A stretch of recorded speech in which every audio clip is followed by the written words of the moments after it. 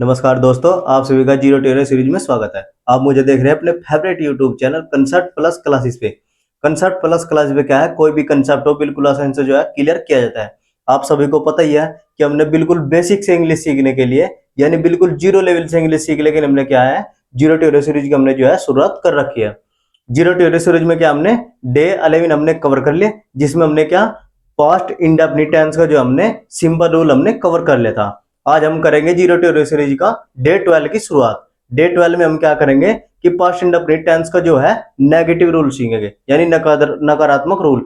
जैसे किसी वाक्य में जैसे कि वह स्कूल नहीं जाता था या वे गाड़ी नहीं देते हैं, वे गाड़ी नहीं देते थे, तो इस तरीके से मतलब वाक्य में क्या है नई शब्द आएगा। तो उसका रूल पढ़ते हैं और रूल की जो शुरुआत करते हैं कि रूल में क्या क्या है, जिस तरीके से हम प्रेजेंट इंडेफिनिट टेंस का जो है नेगेटिव वाक्य को हम आसानी से पिछाड़ सके और उसके हम इंग्लिश में आसानी से जो है ट्रांसलेट कर सके। तो रूल क्या है यानी नेगेटिव। नेगेटिव होता है नकारात्मक। यदि वाक्य में नई शब्द आ जाए तो कर्ता दोनों वचनों के साथ क्या उसकी अंग्रेजी डिड नॉट लगाते हैं। अगर वे है या वह है तो सब्जेक्ट अगर प्लुरल हो या सिंगुलर हो दोनों के अकॉर्डिंग हम क्या लगाओगे डिड नॉट लगाओगे।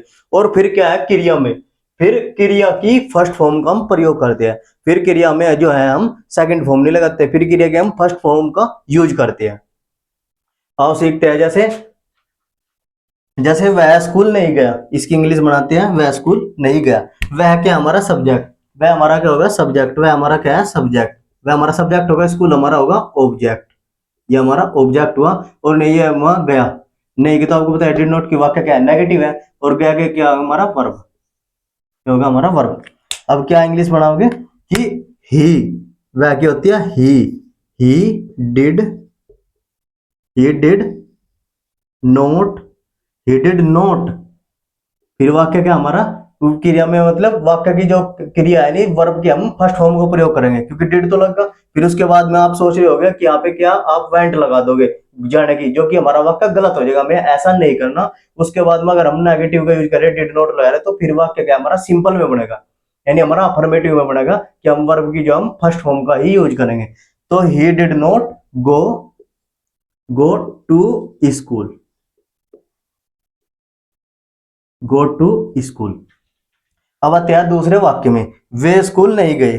तो वे हमारा क्या होगा, वे हमारा क्या होगा, वे हमारा होगा सब्जेक्ट और वे की क्या होती है हमारी दे, और स्कूल क्या होगा ऑब्जेक्ट और गए क्या हमारी होगी वर्ब। अब आपको पता है कि कोई भी हम अगर इंग्लिश में कोई वाक्य ट्रांसलेट कर रहे या मतलब तो उसमें क्या आता है कि subject plus verb plus object. इस तरीके से हम बनाते हैं कि वाक्य पहला सब्जेक्ट लिखते हैं फिर वाक्य हम यानी पीछे से इस तरीके से उठाते हुए लेके आते हैं इंग्लिश में ट्रांसलेट करने के लिए। तो दे की वे की क्या होगी, वे की होगी दे। और इसके साथ भी क्या लगा, आप सोच रहे हो कि वे तो बहुत सारे हो गए, क्या करेंगे कि इसकी मतलब ये होगा पुलर, जबकि सिंगुलर हो या पुलर हो उसके साथ में हमेशा क्या हम डिड नॉट ही लगाएंगे। तो they did not, they they did not go to school, they did not go to school, जो उसकी इंग्लिश में ट्रांसलेशन हुआ। अब जैसे वह यहाँ नहीं आई थी, ये भी क्या हमारा नेगेटिव है। वह यहाँ नहीं आई थी, ये भी क्या हमारा जैसे वह यहाँ नहीं आई थी, ये भी हमारा क्या नेगेटिव है। तो वह क्या हमारा हुआ, वह हमारा हुआ सब्जेक्ट और नहीं हमारा क्या होगा ऑब्जेक्ट और आना हुआ हमारा क्या होगा वर्ब। तो नहीं तो आपको पता है कि नेगेटिव दर्शा रहा, नहीं शब्द जो है वाक्य को हमारा नेगेटिव नकारात्मक शो कर रहा, हमारा वाक्य क्या है नेगेटिव है यानी नकारात्मक आता है। तो वह की क्या हुई ही, वह की क्या होगी इसमें ही और आने की होगी कम, और इससे पहले हम नेगेटिव बनाओगे यानी डिड नॉट। ही वह यानी आई थी, ये क्या है गर्ल है यानी क्या लड़की है, तो वह की क्या लगी यहाँ सी लगेगी, वह की लगेगी यहाँ सी वह। तो क्या होगी she did not, she did not और आने की होगी कम, फिर क्या लगेगी फर्स्ट फॉर्म ही लगेगी आने की कम, सी डिड नॉट कम हियर। बहुत से क्या कर देते हैं कम का यहाँ केम करता है, जो कि हमारा वाक्य गलत हो जाए इंग्लिश में। अब आते हैं जैसे मैंने कल पत्र नहीं लिखा था, मैंने कल पत्र नहीं लिखा था, तो मैंने क्या होगा यहाँ पे सब्जेक्ट और कल हमारा यानी जो बीत गया कल उसको दर्शा रहा, और पत्र होगा हमारा ऑब्जेक्ट और लिखना होगा हमारा वर्ब, और नहीं हमारा दर्शा रहा कि वाक्य हमारा क्या है, नेगेटिव है। तो आई मैंने क्या होगी आई, तो आई और डिड नॉट लगाओगे, I did, I did not, और लिखने की होती है write, I did not write a letter, letter yesterday.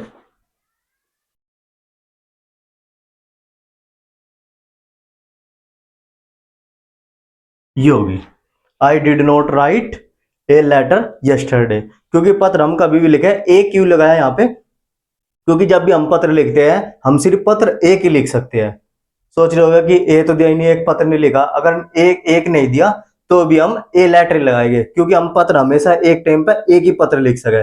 अब हम एक ही हाथ से लिखते हैं, दो हाथ से तो दो पत्र नहीं लिख सकते, तो इसलिए हमने ए यूज करा, ए लेटर। फिर आता है मैं कभी झूठ नहीं बोलता। अब आप सोच रहे होगे मैं कभी झूठ नहीं बोलता हुआ, आप क्या करोगे, कभी को भूल जाओगे और डिड यहाँ पे लगा दो, I did not tell tell a lie, इस तरीके से आप वाक्य बना, जबकि हमारा वाक्य गलत हो जाएगा।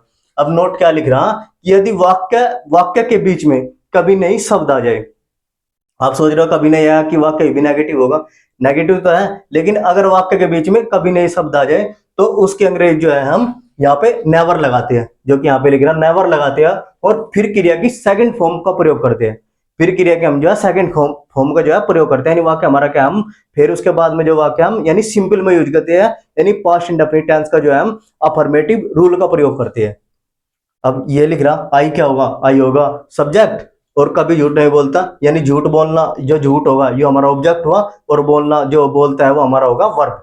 अब इंग्लिश में कोई वाक्य हम अगर ट्रांसलेट कर रहे तो subject plus verb plus object, यानी पहला सब्जेक्ट लिखते हैं फिर वाक्य हम पीछे से इस तरीके से उठा के लेके आते हैं।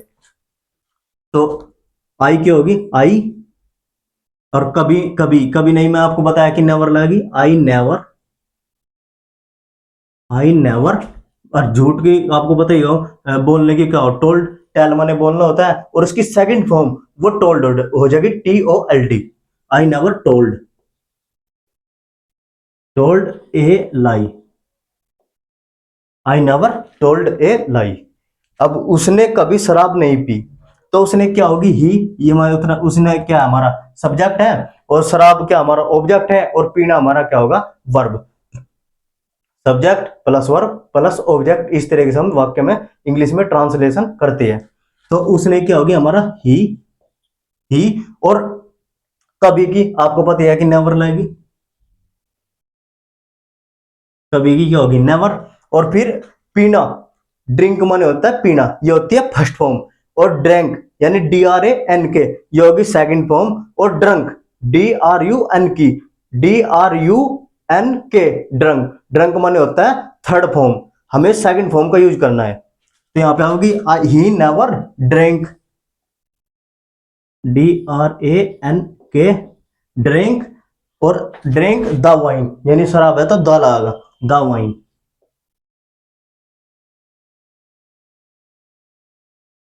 द वाइन, इस तरीके से he never drink the wine, ये हमारा वाक्य होगा इंग्लिश में ट्रांसलेशन। आज के लिए हमने इतना ही सीखा कि मतलब अगर पास्ट इंडेफिनिट टेंस में अगर हमें कोई भी वाक्य नेगेटिव मिले इस तरह से, तो हम इसे इंग्लिश में ऐसे ही हम ट्रांसलेशन उसका करेंगे। आज के लिए इतना ही, thanks for watching. Next video देखने के लिए लाइक और चैनल को सब्सक्राइब करें। धन्यवाद।